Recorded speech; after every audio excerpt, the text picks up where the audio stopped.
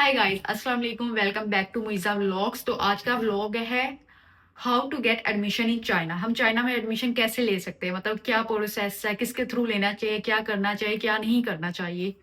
तो आज का हम वो स्टार्ट करते हैं। सबसे पहले मैं अपना बता दूं कि मैंने एडमिशन कैसे लिया। मेरी ऑलरेडी सिस्टर यहाँ पर एमबीबीएस कर रही थी, तो मैंने उसकी यूनिवर्सिटी जो थी ना, वो ब्लैकलिस्ट हो गई थी। बिकॉज वो ब्लैकलिस्ट इस तरह हुई थी कि वो फॉरेन कंट्रीज में नहीं एप्लीकेबल थी, लाइक वहां पर उसकी डिग्री नहीं चल सकती थी, लाइक यूएसए यूके में। लेकिन पाकिस्तान एशिया सारे में वो चल सकती थी। तो इसलिए उन्होंने कहा आप माइग्रेशन करवा दें। तो उनका माइग्रेशन मेरी यूनिवर्सिटी में हुआ। तो वो यहाँ पर माइग्रेशन करके आई, तो मैंने सोचा मैं भी वहीं पर एडमिशन ले लेती हूँ। लेकिन उससे भी इस यूनिवर्सिटी का पूरी तरह नहीं पता था, तो मैंने भी वहां पर एडमिशन ले लिया। तो मुझे पीछे से सजेस्ट, लाइक जिसके थ्रू मैंने एडमिशन करवाना था, उसने भी यही कहा कि करवा लो ना। तो और कोविड था तब, यूनिवर्सिटीज भी यही खुली हुई थी, तो हमने यहाँ पर एडमिशन ले लिया। लेकिन मेरा एडमिशन हो गया, सारा कुछ हो गया। तो मेरा ऐसे एडमिशन हुआ, लेकिन हमने अपने एक जानने वाले के थ्रू और उसके थ्रू ऐसे करवाया था। लेकिन बहुत से कंसल्टेंट एडमिशन करवा रहे हैं, बहुत सी कंपनी से एडमिशन करवा रही है जो कि ट्रस्टेबल है। बहुत सी कंपनी बहुत अच्छे से काम कर रही है और वो सारा कुछ मैनेज करती हैं। और मैं खुद भी एक कंपनी को जानती हूँ जिसके थ्रू मेरा एडमिशन, जो आगे मेरा एडमिशन हो, वो एक कंपनी के थ्रू ही हुआ था, जिसे मैं खुद भी जानती हूँ। तो एक कंपनी के थ्रू एडमिशन हुआ। तो आप अगर, लेकिन एक चीज है कि आप किसी भी कंसल्टेंट, लाइक कोई ये कहना कि इस यूनिवर्सिटी में एडमिशन ले लो, इस यूनिवर्सिटी में एडमिशन ले लो, बिल्कुल ऐसे एडमिशन नहीं लेते। पहले थोड़ा सा चेक करते हैं कि वहां पर एडमिशन वाकई लेना चाहिए या नहीं लेना चाहिए। वो अच्छी यूनिवर्सिटी है, या किसी को कह दे कि वो आपके लिए चेक कर दे कि वो वाकई अच्छी यूनिवर्सिटी है या नहीं है। बिकॉज आपने आगे 5 साल वहां पर गुजारने होते हैं, और माइग्रेशन कोई इजी काम नहीं होता, और बहुत सारी चीजें होती हैं। तो इसलिए थोड़ा सा करके आपको एडमिशन लेना चाहिए। लेकिन मैं खुद भी एडमिशन करवा सकती हूँ। अगर किसी ने एडमिशन लेना हो तो मुझसे कांटेक्ट कर, इंस्टाग्राम पर मुझे मैसेज कर सकता है, या फिर मुझे ईमेल कर सकता है।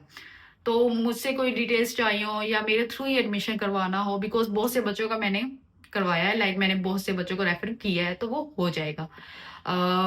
उसके अलावा एडमिशन लेना कैसे है, इसका प्रोसेस कैसे होता है।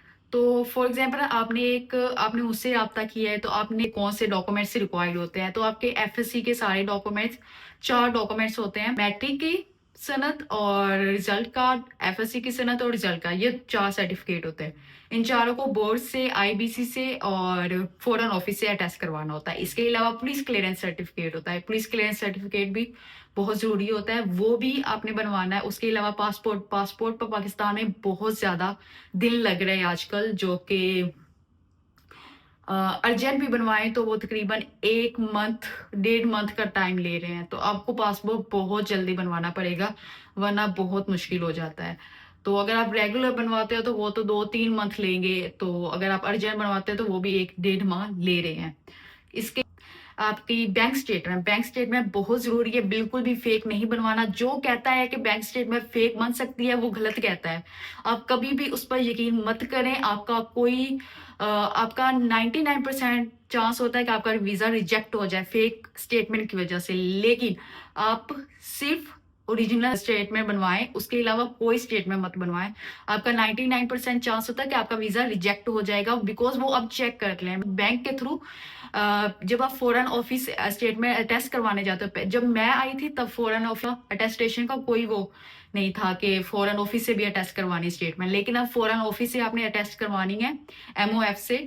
उसके बाद वो आपकी 3 दिन स्टेटमेंट रखेंगे, और 3 दिन स्टेटमेंट में वो आपका लेटर भेजेंगे आपके बैंक को। बैंक वालों से कंफर्म करेंगे ये इसकी है, ये इस तरह है, ये इस तरह है। वो सारा कुछ कंफर्म करते हैं, फिर वो भेजते हैं, बैंक वाले भेजते हैं एमओएफ को कि वाकई ये स्टेटमेंट ओरिजिनल है। फिर करें, बिकॉज बहुत सारे यहाँ पर फेक एडमिशन हुए हैं, बहुत कुछ हुआ है। तो वो अब बहुत वो चीज हो चुकी है कि जब तक कोई चीज 100% ओरिजिनल नहीं होगी, तब तक आपका 99% चांस होगा कि आपका वीजा रिजेक्ट होगा।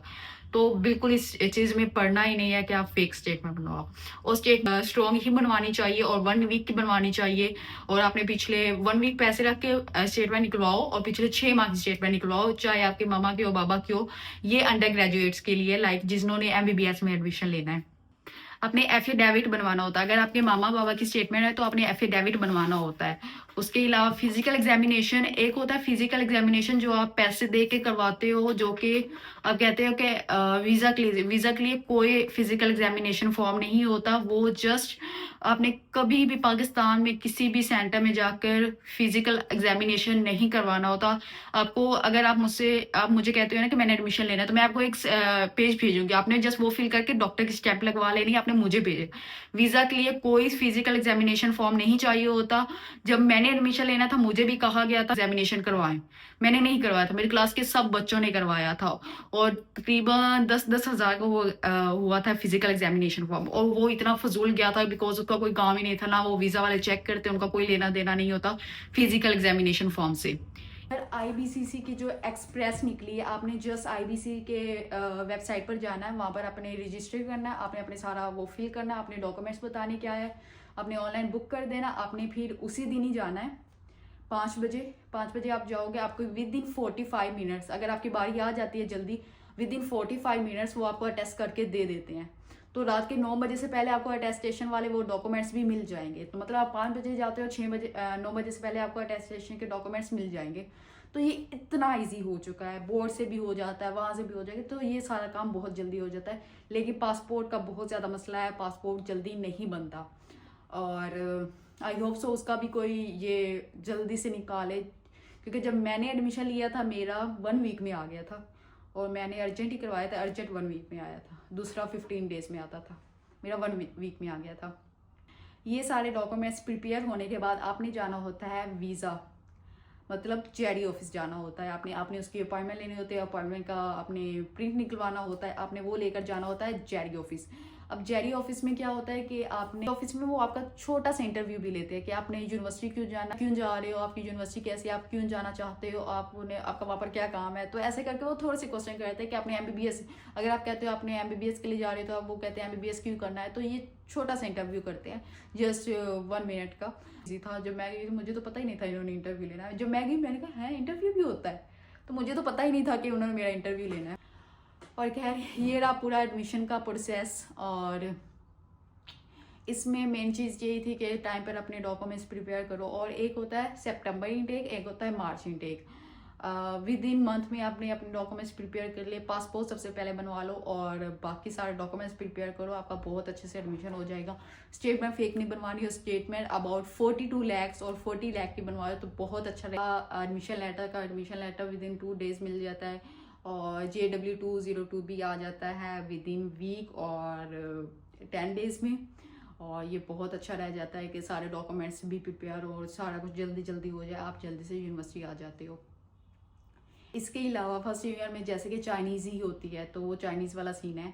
और बाकी जल्दी से डॉक्यूमेंट्स प्रिपेयर करें। अगर किसी ने भी एडमिशन चाइना में लेना है और जो वाकई MBBS करना चाहता है, जल्दी से अपने डॉक्यूमेंट्स प्रिपेयर करें। और मार्च इनटेक ओपन हो चुका है, तो अगर आपने मुझसे कांटेक्ट करना हो तो आप मुझसे कांटेक्ट कर सकते हो। इंस्टाग्राम पर मेरी ID का नाम है muiza.haral, और स्क्रीन पर आ रहा होगा। और इसके अलावा आई होप सो सबका बहुत अच्छे से एडमिशन हो जाए, और जो कुछ बनना चाहता है अल्लाह उसे वो बना दे।